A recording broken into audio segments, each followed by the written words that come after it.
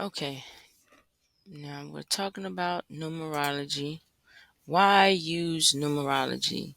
You see, our ancestors were navigators and they understood the tools to navigate life. Now, most of the time we hear about them being navigators, we think about navigation in terms of navigating the stars to locations, as far as geographical locations and locating different places and knowing how to get back and forth.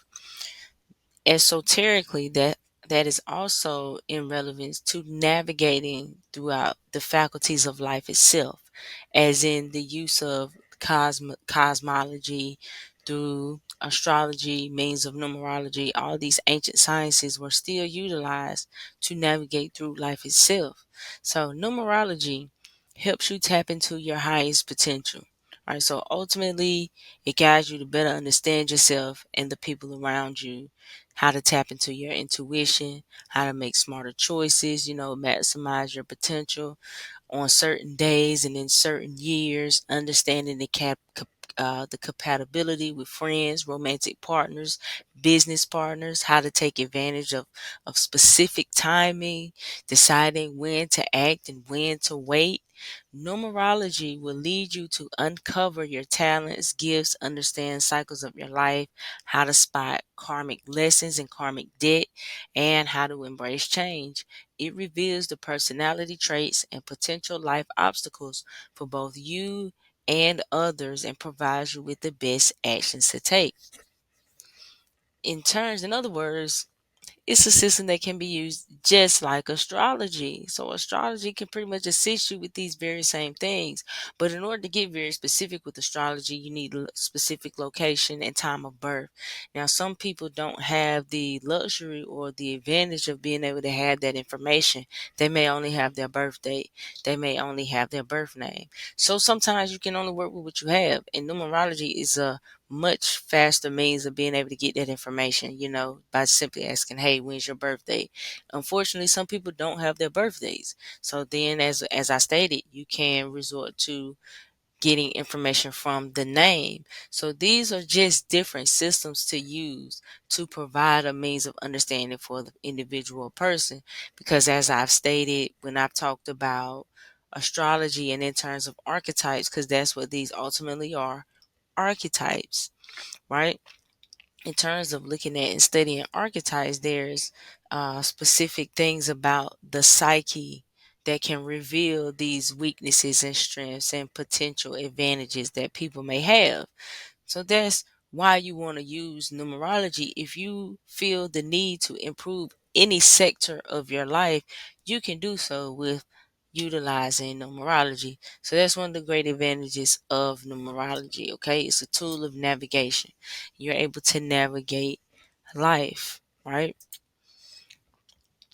When we're talking about the origins, right? When we get to talking about the origins, um, numerology has three major forms, and most people trace it back to ancient Greece and credit Pythagoras as the founder of numerology. We've all been introduced to Pythagoras when we're learning mathematics in school. We learned about triangles and geometry, a squared plus b squared equals c squared, that type of thing.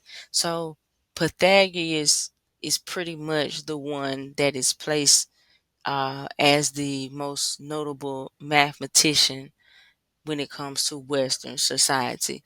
But in all actuality, he learned it from ancient Egypt or from Kemet, so to speak. So this is a even further more ancient science. And when it comes to the Western world, they only like to go back as far as Greece. So we don't have to get caught up in that because we know the deal and we know what's what.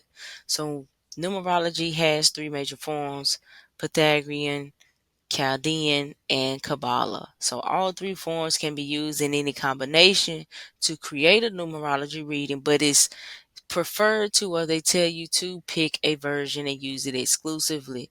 So in terms of that, whatever that you feel the most called to build upon is pretty much the means I say for you to study. It doesn't hurt to look at all of the systems because you can find that interconnectedness. If you can find how they're related, it's an even higher means of a spiritual download. If you can take it there, if you can process that. Now, this when we talk about Pythagorean numerology, that's just saying in terms of reducing any digit down to a single digit from 1 through 9.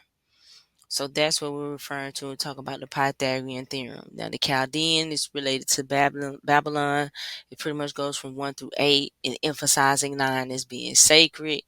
The Kabbalah is in terms of the Hebrew mysticism or the mystic system, and that focuses primarily only on names or words. That's where you get gematria and people saying the numerical value of specific words, and that's based on the 22 different vibrations pertaining to the Hebrew alphabet.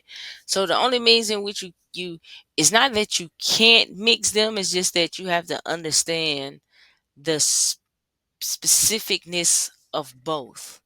Okay, so like the Hebrew alphabet has a lot to do with symbology, and it's emphasized on symbology when you talk about the Hebrew alphabet, because of the way that the alphabet is and the vibration around it. So it's 22 letters. So their system goes up to 22.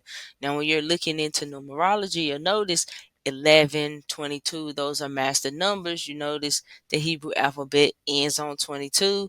The 22 is the master builder. Predominantly, you're talking about this society that we have is built on a Hebrew system when we're talking about the whole creation of reality. So everything is really interconnected when you dig into these things, and only people who have dabbled in different systems will be able to tell you that. People who conform to one system are going to tell you that you have to stay conformed to one system because that's what they know. So me as a KO, meaning I'm a person who studies and takes what works, I pretty much studied all the systems. I pretty much looked into all of the different means of utilizing numerology. So when I do the energy report, that's why my energy report is a whole separate thing, because that's based on the Hebrew system because it's only built on the name. So I would only need the name to complete the Hebrew energy report, which is based on a numerology system around the Hebrew, the vibrations around the Hebrew letters. And when we talk about life path, when you hear me and my husband talk about life path, that's more so Pythagorean numerology with a emphasis on understanding energy and symbology. So that's in the means of looking at that.